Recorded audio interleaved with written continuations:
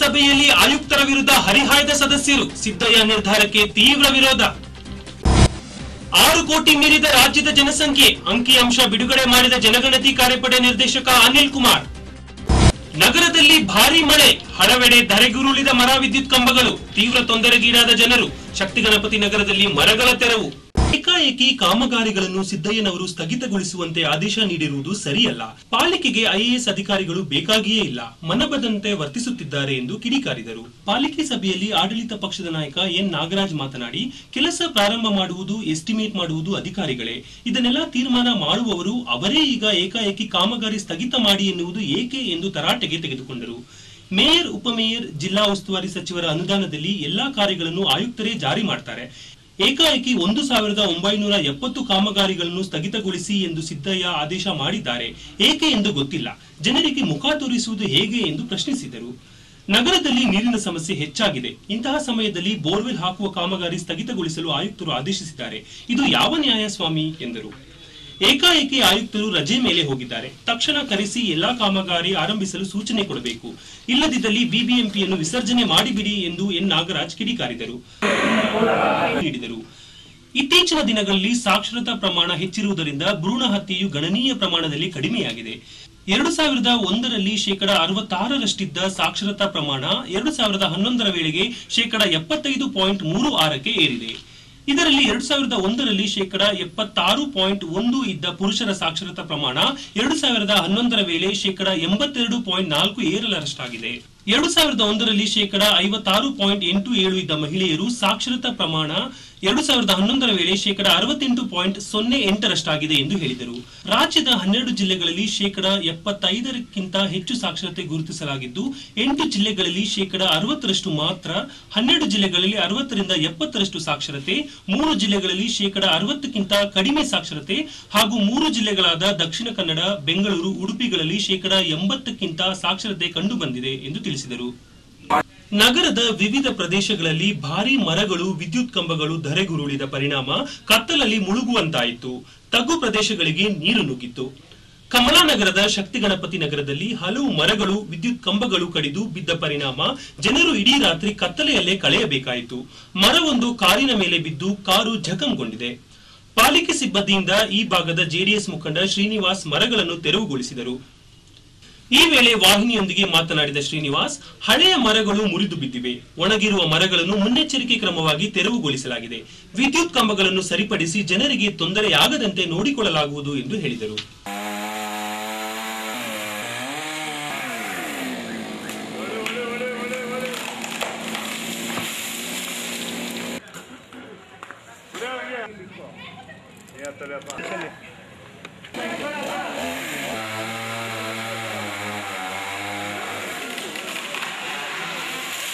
ಸಭೆ ಕಾನೂನು ಬಾಹಿರ. ಸಭೆ ನಡೆಸುವ ಬಗ್ಗೆ ಸರ್ಕಾರದಿಂದ ಅನುಮತಿ ಪಡೆಯಬೇಕಿತ್ತು.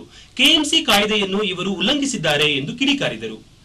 ಇವತ್ತು ಏನು ಸಭೆ ನಡೆದಿದೆ, ಇದು ಕಾನೂನಿಗೆ ವಿರುದ್ಧವಾಗಿ ನಡೆದಂಥ ಸಭೆ. ಇದು ಅವರ ಅವಧಿ ಮುಗಿದೋಗಿದೆ. ಮೇಯರ್ ಅವರ ಅವಧಿ ಮುಗಿದೋಗಿದೆ. 1 ವರ್ಷ ಇರ್ತಕ್ಕಂಥದ್ದು ಕೆಎಂಸಿ ಆ್ಯಕ್ಟಲ್ಲಿ. ಆ ಅವಧಿ ಮುಗಿದೋದ್ರೂ ಕೂಡ ಯಾವ ಒಂದು ಸ್ಥಾನದಲ್ಲಿ ಕೂತ್ಕೊಳ್ಬೇಕಾಗಿತ್ತು ನ್ಯಾಯಬದ್ಧವಾಗಿ ಅದು ಕೂತ್ಕೊಳ್ಳೋಕ್ಕೆ ಅವ್ರು ಬರೋದಿಲ್ಲ. ಇಲ್ಲಿಗಲ್ ಆಗಿ ಕೂತ್ಕೊಂಡಿದ್ದಾರೆ. ಪಕ್ಷದ ಮಾಜಿ ನಾಯಕ ಎಂ ನಾಗರಾಜ್ ಮಾತನಾಡಿ, ಕಾಮಗಾರಿಗಳಿಗೆ ಅನುಮತಿ ಕೊಡುವವರು, ಎಸ್ಟಿಮೇಟ್ ಮಾಡುವವರು ಅಧಿಕಾರಿಗಳು. ಈಗ ಅವರೇ ಕಾಮಗಾರಿ ಸ್ಥಗಿತಗೊಳಿಸುವಂತೆ ಹೇಳಿರುವುದು ಸರಿಯಲ್ಲ. ಜನರಿಗೆ ಹೇಗೆ ಮುಖ ತೋರಿಸುವುದು ಎಂದು ಹೇಳಿದರು. 2006ರಿಂದ 2010ರವರೆಗೆ ಅಧಿಕಾರಿಗಳು ಆಡಳಿತ ನಡೆಸಿ ಪಾಲಿಕೆಯನ್ನು ಅಧೋಗತಿಗೆ ತಂದಿದ್ದಾರೆ ಎಂದು ದೂರಿದರು. ಅಡ್ಮಿನಿಸ್ಟ್ರೇಷನ್ ಅಪ್ರೂವಲ್ ಇಂದ ಹಿಡಿದು ಕೋಡ್ ಕೊಡೋದ್ರಿಂದ ಹಿಡಿದು ಪ್ರತಿಯೊಂದು ಮುಖ್ಯಸ್ಥ ಡಾಕ್ಟರ್ ಎಂಪಿ ಗಣೇಶ್ ಮಾತನಾಡಿ, ಕೆಳಮಟ್ಟದಿಂದ ಕ್ರೀಡೆಯನ್ನು ಉತ್ತೇಜಿಸುವುದು ಸಾಹಸದ ಕೆಲಸವಾಗಿದೆ. ಮಕ್ಕಳ ಭವಿಷ್ಯದ ದೃಷ್ಟಿಯಿಂದ ದೂರದೃಷ್ಟಿ ಹೊಂದಿದ ಉತ್ತಮ ನಾಯಕರ ಅಗತ್ಯವಿದೆ ಎಂದರು. ವಿಶ್ವ ಕ್ರೀಡಾ ದಿನಾಚರಣೆ ಶ್ರೀ ಕಂಠೀರವ ಕ್ರೀಡಾಂಗಣದಲ್ಲಿ ನಡೆಯಲಿದೆ. 1,000ಕ್ಕೂ ಹೆಚ್ಚು ಸ್ಪರ್ಧಾಳುಗಳು ಭಾಗವಹಿಸಲಿದ್ದಾರೆ. ಅಂತಾರಾಷ್ಟ್ರೀಯ ಮಾಜಿ ಕ್ರೀಡಾಪಟುಗಳು. ನಮ್ಮ ಪುಸ್ತಕ ಮಳಿಗೆಯು ಖಾಸ್ಮಿ ಕುತುಬ್ಖಾನಾ ಲಕ್ಕಿ ಪ್ಲಾಜಾ ಕಾಂಪ್ಲೆಕ್ಸ್, 8ನೇ ಮುಖ್ಯ ರಸ್ತೆ, ಬೈರಸಂದ್ರ ರಸ್ತೆ, ತಿಲಕ್ ನಗರ್, ಜಯನಗರದಲ್ಲಿದೆ. ಪುಸ್ತಕ ಮಳಿಗೆ ದೊಡ್ಡದಾಗಿದ್ದು, ಕುರಾನ್ ಸೇರಿದಂತೆ ಇಸ್ಲಾಂ ಧರ್ಮದ ಪುಸ್ತಕಗಳು ಎಲ್ಲಾ ಭಾಷೆಯಲ್ಲಿ ಲಭ್ಯವಿದೆ. ಮಾಲೀಕ ಅಫಕ್ ಬದ್ರಿ ಕಾಸ್ಮಿ ವಾಹಿನಿಯೊಂದಿಗೆ ಮಾತನಾಡಿ, 70 ಭಾಷೆಗಳಲ್ಲಿ ಪುಸ್ತಕ ದೊರೆಯುತ್ತದೆ.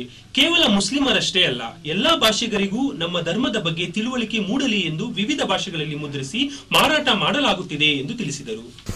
बुक एग्जीबिशन का मकसद और मतलब क्या कहते हो, हर घर हर फर्द तक किताबें पहुंचना। और आज जो एंटीना है, इंटरनेट है, डिश टीवी है और बहुत सारे टीवीज़ हैं, तो उसमें सुकून नहीं है। मेरा और तमाम लोगों का मानना यह है कि सुकून अगर है, चैन है, तो वो किताबों में है, बुक्स में है। तो ये हर घर हर फर्द तक इंग्लिश में, कन्नड़ा में, तेलुगु में, तमिल में, मलयालम में, मराठीज़ में, हमारे पास 70 लैंग्वेजेस में, इंग्लिश में, अदर तमाम Islamic religions books available here. तो हम लोग ये चाहते हैं कि साहब हर घर को पहुँचे और हर फर्द तक पहुँचे। कोई ज़रूरी नहीं कि ओनली मुस्लिम, नॉन मुस्लिम को भी पहुँचे अगर वो चाहें। बहुत सारों को हम फ्री गिफ्ट भी देते हैं। तो इसमें हदीस, Quran, law, Islamic law, Quran की तफसीर, इस्लामिक लॉ, मोहम्मदन लॉ, तो इसमें कन्नड़ा में भी है, तेलुगु में भी है, तमिल में भी है, फिर हमारे उर्दू और इंग्लिश में भी है।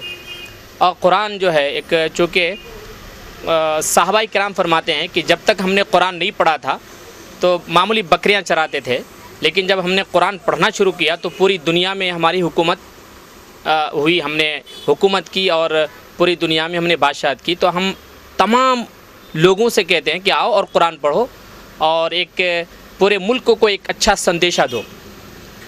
इसीलिए हम लोगों ने बार बार इस्लामिक बुक एग्जीबिशन यहाँ भी रखा, कभी हैदराबाद में रखा, कभी दिल्ली में, कभी मुंबई में, कभी चेन्नई में। तो अब बेंगलोर में एक बहुत बड़ा तमाम लोगों का, दिल्ली और मुंबई और देवबंद और सहारनपुर, इन तमाम लोगों के एक आपस में इश्तराकत से उन लोगों से यानी कि उनके हेल्प से हम लोगों ने यहाँ शुरू किया है। और एक 110% एक सक्सेस है और कामयाब है। लोग आ रहे हैं, किताबें ख़रीद रहे हैं, लेडीज़, गर्ल्स, बॉयज़, जेंट्स, बड़े उम्र के, कम उम्र के आते हैं और अपनी अपनी चॉइस की किताबें लेके जाते हैं। बहुत सारे लोगों से हमने पूछा कि भाई आप, जैसे आपको टीवी में भी कुछ बातें मिल जाती हैं, टीवी में ये वो, तो लोगों ने कहा कि साहब जो किताब में बात है, जो किताब पढ़ने में सुकून है, हमें पढ़ते पढ़ते नींद आ जाती है, हम इसलिए पढ़ते हैं कि हमें नींद आए। तो मकसद ये नहीं है कि हमें नींद आए, मकसद तो ये है कि हम किताब पढ़ के जागें और पूरे मुल्क के लिए कुछ ना कुछ करें। तो इसलिए हम एग्जीबिशन बारहा करते हैं, यहाँ भी किए, इससे पहले भी और दूसरी जगह किए, और भी आइंदा करेंगे। तो मैं ये चाहूँगा कि आप लोगों से, आपके चैनल वालों से, कि हमें ज़्यादा सपोर्ट करें और इसी तरह से जहाँ भी एग्जीबिशन हो इसको आम करें, हर घर हर फर्द तक, बच्चों को, बड़ों को, इसमें एक तरबियत हो, एक इस्लाह हो और हमारे कैरेक्टर बने, हमारा किरदार सही हो और एक अच्छी चीज़ हम मुल्क को और मिल्लत को पहुँचाएँ। See, this place is situated in Jayanagar, very near to Taj Darbar Hotel and Mughal Darbar Hotel, and I have come here as a customer, and it's a very unique place. If you say, you'll find in Bangalore, one will get all types of Islamic books. This is the book which I really liked it. This is for all the readers, irrespective of the age, and they can go through various types of Islamic culture. They can go for story books in Arabic. There are various languages like Tamil, Malayalam, English, Hindi, Kannada. So I definitely like to promote this place, Islamic Book Center. Whoever interested to read Islamic culture, Islamic story books, they can visit this place and it is fantastic place. किताब और मालूमाती किताबें और उसकी तमाम तालीमात से मुतालिक हर अक़ीदे के लोगों के लिए बहुत ही सही किताबें यहाँ पे मौजूद हैं। इतना ज़ख़ीरा है यहाँ पे किताबों का कि वाकई मैंने तो कम से कम अपनी उम्र में कोई ऐसी बड़ी दुकान देखी नहीं है जिसमें हर मौजू के ऊपर जिसका ताल्लुक़ इस्लाम से है, मतलब ये किसी एक वाहिद जगह पे मिलती हूँ। हर शख्स जो इस्लाम से मुतालिक जानना चाहता है उसके लिए भी, वो ख्वाह किसी भी मज़हब से ताल्लुक़ रखता हो, वो यहाँ आने के बाद किसी भी टॉपिक पे इस्लाम क्या है, इस्लाम की तालीमात क्या हैं, इस्लाम के मसाइल क्या हैं, मुसलमानों के मतलब ये कि रहन सहन के तरीक़े, लाइफ स्टाइल क्या है, वो तमाम चीज़ जानने के लिए एक वाहिद जगह है। यहाँ से मतलब ये हर किस्म की तमाम चीज़ें, तमाम मालूमात मुहैया की जा सकती हैं। 15 साल पहले एक छोटी सी कुतुबखाना की शक्ल में वजूद में आई थी।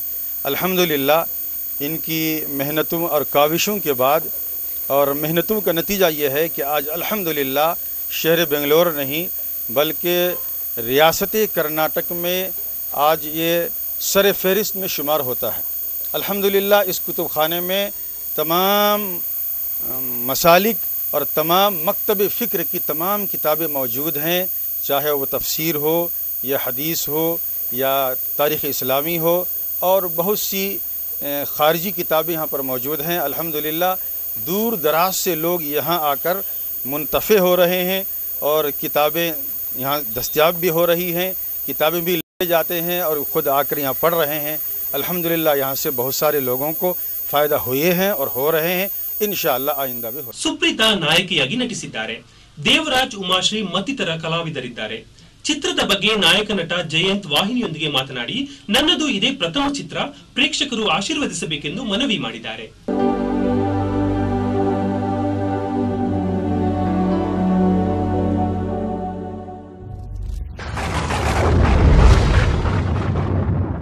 ಈ ಮೊದಲನೇ ಸಿನಿಮಾ ಕಾವೇರಿ ನಗರ ಅಂತ.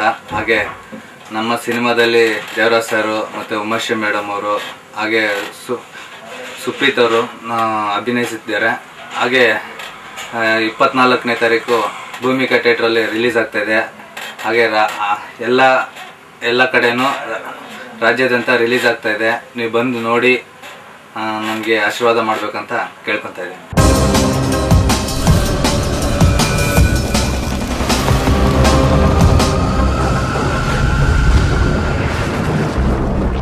ನಮಸ್ಕಾರಗಳು. ನನ್ನ ಹೆಸರು ಪ್ರದೀಪ್ ರಾಜ್ ಅಂತ. ಕಾವೇರಿ ನಗರ ಚಿತ್ರಕ್ಕೆ ಮ್ಯೂಸಿಕ್ ಮಾಡಿದ್ದೀನಿ. ಎಲ್ಲ ಸಾಂಗ್ಸು ತುಂಬ ಚೆನ್ನಾಗಿ ಬಂದಿದೆ. ಆಮೇಲೆ ಪಿಕ್ಚರೈಸೇಷನ್ ತುಂಬ ಚೆನ್ನಾಗಿ ಬಂದಿದೆ. ರವಿ ಮಂಜು ಅವರು ಈ ಫಿಲ್ಮ್ದ ಡೈರೆಕ್ಷನ್ ಮಾಡಿದ್ದಾರೆ. ಆಮೇಲೆ ಜಯಂತು ಈ ಫಿಲ್ಮ್ಗೆ ಹೀರೋ. ಆಮೇಲೆ ಎಲ್ಲ ಸೀನಿಯರ್ಸ್ ಆರ್ಟಿಸ್ಟ್ ಇದ್ದಾರೆ, ದೇವರಾಜ್ ಸರ್ ಇದ್ದಾರೆ, ಉಮಾಶ್ರೀ ಮೇಡಮ್ ಇದ್ದಾರೆ. ಟೋಟ್ಲಿ ಎಂಟೈರ್ಲಿ ಫಿಲಮ್ ತುಂಬ ಕಾಂಪ್ಯಾಕ್ಟಾಗಿ ತುಂಬ ಚೆನ್ನಾಗಿ ಬಂದಿದೆ. 24th ಮೇ ರಿಲೀಸ್ ಆಗ್ತಾಯಿದೆ. ಆಲ್ ಓವರ್ ಕರ್ನಾಟಕ ರಿಲೀಸ್ ಆಗ್ತಾಯಿದೆ. ನೀವೆಲ್ಲ ನಮ್ಗೆ ಹೊಸ ಟೀಮ್ನ ಆಶೀರ್ವಾದ ಮಾಡಿ ನಮಗೆ ಮುಂದೆ ತರಬೇಕು. ನೀವು ನಿಮ್ಮ ಪ್ರೋತ್ಸಾಹ ಬೇಕು, ಯಾವಾಗಲೂ ಬೇಕು ನಮಗೆ.